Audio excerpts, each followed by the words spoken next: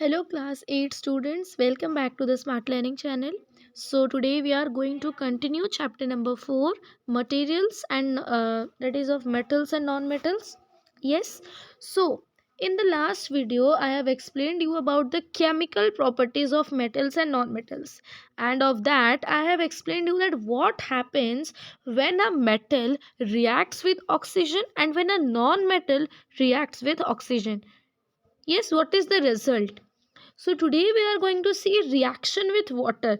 That means that what happens when metals and non-metals react with water. What is the result? है ना? So let's see. See, you all know that sodium is a metal. So sodium जो metal है ना वो बहुत ही reactive है, बहुत जल्दी react करेगा और इसको बहुत ही हैंडल विथ केयर करके हम लोग को इसको यूज़ करना है, बिकॉज ये बहुत ही रिएक्टिव है. और ये किसके साथ रिएक्ट करता है? रिएक्टिव होने के लिए कुछ चीज़ें चाहिए जिसके साथ ये रिएक्ट कर जाए. तो रिएक्टिव किससे होता है? ये ऑक्सीजन और वाटर. मतलब अगर ये ऑक्सीजन के कांटेक्ट में आया, नहीं तो अगर ये वाटर के कांटेक्ट में आया तो इसका अंजाम बहुत ही ख़राब होने वाला है. मीन्स ये बहुत ज़ोर से रिएक्ट करेगा, बहुत सारा हीट यहाँ पर जनरेट होगा, है ना, और लाइट जनरेट होगा. जैसे कि आप यहाँ पर देख सकते हो, ये जो एक्सपेरिमेंट में उसको किया गया है, एक्सपेरिमेंट की सोडियम को मीन्स वाटर में डाला गया है, तो देख सकते हो कितनी ज़्यादा अमाउंट का हीट और लाइट यहाँ पर प्रोड्यूस होगा. तो सोडियम जो मेटल है वो बहुत ही रिएक्टिव होता है ऑक्सीजन और वाटर के साथ. तो ये रिएक्टिव है, तो ये ऑक्सीजन तो हमेशा मिलता है, तो फिर इसको रखा कहाँ जाए? इसलिए इसको केरोसिन में रखा जाता है ताकि ये ऑक्सीजन और वाटर से रिएक्ट ना हो जाए. ठीक है, और कुछ हानि ना पहुंचाए, इसलिए इसको केरोसिन में स्टोर किया जाता है. So this is going to be very important point for you all, so please mark it double mark. Okay, now let's see what is there.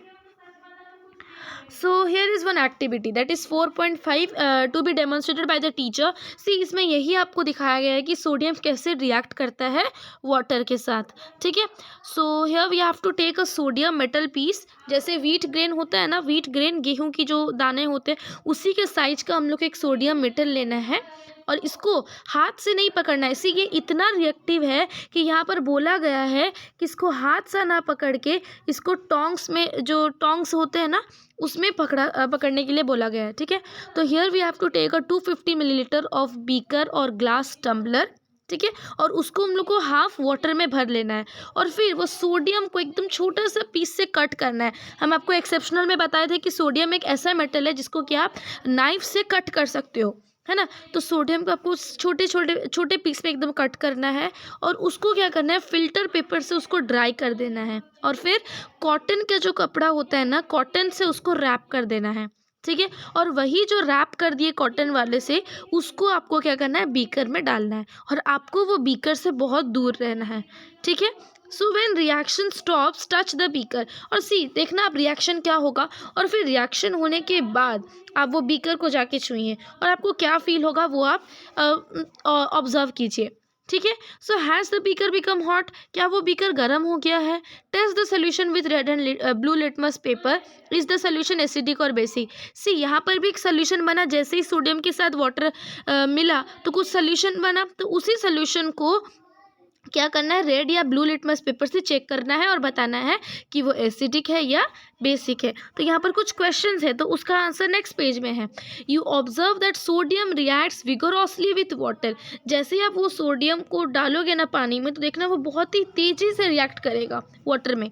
So some other metals do not do so. कुछ metals तेज़ी से react नहीं करते, जैसे कि iron जो होता है, जो रस्टिंग होता है, वो बहुत धीरे धीरे होता है ना. तो ऐसा नहीं कि आज आप आयरन का कुछ चीज़ लगा तो कल जंग लग गया, नहीं, वो धीरे धीरे उसका प्रोसेसिंग होता है. So iron reacts with water slowly. कुछ मेटल स्लोली रिएक्ट करेंगे और कुछ बहुत ही ज़्यादा जल्दी रिएक्ट कर जाते हैं. ठीक है, तो generally non metals do not react with water though they may be very reactive in air. See हम लोग अभी देखें कि जो मेटल्स होते हैं जनरली वो रिएक्ट करते हैं वाटर के साथ, बट जो नॉन मेटल्स होते हैं वो जनरली रिएक्ट नहीं करते हैं वाटर के साथ, बट वो रिएक्ट कर सकते हैं एयर के साथ. वो एयर से रिएक्टिव है, वाटर से रिएक्टिव नहीं है जनरली. ठीक है। Such non metals are stored in water, तो जो नॉन मेटल्स एयर से रिएक्टिव है तो उसको वाटर में स्टोर किया जाता है। एग्जाम्पल दिया गया है फॉस्फोरस। फॉस्फोरस जो है ये एक नॉन मेटल है, ठीक है। तो ये जो नॉन मेटल ये बहुत ही रिएक्टिव है। किससे रिएक्टिव है? एयर से। अगर इसको एयर का कांटेक्ट मिला ना तो ये रिएक्ट कर जाएगा, फायर कर मीन्स ये आग लगाएगा, है ना। तो इससे इसको कैसे बचाया जाए? To prevent the contact of phosphorus with atmospheric oxygen it is stored in water. तो फॉस्फोरस को ऑक्सीजन नहीं चाहिए, तो उसको ऑक्सीजन कैसे नहीं मिल पाएगा? जब वो वाटर में स्टोर होगा। Clear? Is it clear to you? हम लोग जो रिएक्शन विथ वाटर देखे उसमें क्या मिला हम लोग को कि जो सोडियम होता है वो बहुत ही रिएक्टिव होता है, तो रिएक्ट करने के बाद वो जो बीकर है ना वो भी गर्म हो जाएगा, है ना। और जो मेटल्स होते हैं वो जनरली रिएक्ट करते हैं वाटर के साथ, बट जो नॉन मेटल्स होते हैं वो रिएक्ट जनरली नहीं करते हैं रिएक्ट, और एयर के साथ वो रिएक्ट करते हैं, ठीक है। जैसे कि फॉस्फोरस एयर के साथ रिएक्ट करते हैं इसलिए उसको वाटर में स्टोर किया जाता है, और सोडियम एयर वाटर दोनों के साथ रिएक्ट करता है इसलिए उसको केरोसिन में स्टोर किया जाता है। This 2 points should be remember by you all. Yes, so this is all about that reaction with acids. Reaction with water, what happens when metals and non-metals reacts with water? Is it clear? Now let's see that what happens when metals and non-metals react with acids. Acid के साथ जब metals and non-metals react करेंगे तो क्या नतीजा होगा, ठीक है। यहाँ पर भी एक एक्टिविटी दिया गया है आपको एक्सप्लेन करने के लिए। तो यहाँ पर हम लोग को क्या करना है, 6 ट्यूब्स लेना है ABCDEF, ठीक है। And with the help of a dropper add 5 milliliter of dilute hydrochloric acid to each test tube one by one. ये जो आप ABCDEF वाला टेस्ट ट्यूब लिए हो ना उनमें से आपको 5 मिलीलीटर डाइल्यूट हाइड्रोक्लोरिक एसिड आपको डालना है, ठीक है। Observe the reactions carefully. If no reactions occurs in the cold solution, warm the test tube gently. Bring a burning matchstick near the mouth of each test tube. Okay, let's see what is there. क्या करना है आपको कि वो जो hydrochloric acid आप लिए हो ना 6 ट्यूब में, तो उनमें आपको क्या करना है, हाइड्रोक्लोरिक एसिड में पहले आपको मैग्नीशियम को डालना है। दूसरा वाला टेस्ट ट्यूब में, टेस्ट ट्यूब नंबर बी में एल्यूमिनियम फॉयल डालना है, ठीक है। और ट्यूब नंबर सी में आपको आयरन वाला डालना है, और डी वाला ट्यूब में आपको कॉपर जो पील्ड फ्लेक्सिबल वायर होते हैं, और ई में जो चारकोल पाउडर, और एफ वाले में सल्फर पाउडर आपको डालना है और रिएक्शंस देखना है, ठीक है। और अगर वो रिएक्शंस कुछ नहीं करते हैं तो आप क्या करना है कि वो टेस्ट ट्यूब के पास में एक लाइटेड मैचस्टिक लेकर आना और फिर देखना क्या रिएक्शंस होते हैं। उसी तरह आपको फिर से 6 टेस्ट ट्यूब लेना है और उसमें क्या करना है, आपको सल्फ्यूरिक एसिड 5 मिलीलीटर डालना है। क्लियर? और वही सल्फ्यूरिक एसिड में ये सारी चीज़ आप डालिए और देखिए रिएक्शंस क्या हो रहा है, ठीक है। तो इसके रिएक्शंस क्या होगा, चलिए हम लोग नेक्स्ट पेज में देखते हैं। Is there a difference in the way metals and non-metals react with acid? What could the pop sound in some cases be due to when a burning matchstick is brought near the mouth of the test tube? See, जब आप इसको experiment करोगे ना laboratory में तो देखना कुछ कुछ केसेस में एक पॉप साउंड आएगा, है ना। पॉप साउंड आएगा, आपको कुछ साउंड सुनाई देगा, तो वो पॉप साउंड आपको क्या इंडिकेट करना चाहता है? Let's see. You must have found that non-metals generally do not react with acid, but metals react with acid and produce hydrogen gas that burns with a pop sound. Please underline this line कि जो अगर आप इसको experiment करते हो तो आप देखना कि जो नॉन मेटल्स होते हैं ना वो जनरली एसिड के साथ कोई रिएक्ट नहीं करेगा, है ना। बट जो मेटल्स होते हैं, लिसन इट वेरी केयरफुली, जो मेटल्स होते हैं वो एसिड के साथ रिएक्ट कर जाते हैं और क्या प्रोड्यूस करते हैं, H2 gas. H2 gas that means hydrogen gas, ठीक है। और वो हाइड्रोजन गैस जैसे ही आएगा और बर्न करेगा, आप उसके सामने लाइटेड मैचस्टिक लिए हो ना टेस्ट ट्यूब के सामने, तो जब वो हाइड्रोजन गैस बर्न करेगा तो वो आपको एक पॉप साउंड देगा, ठीक है। ये पॉप साउंड इंडिकेट करता है कि यहाँ पर हाइड्रोजन गैस रिलीज हुआ है। Clear? So metals generally react with acids but non metals generally do not react with acids. Clear?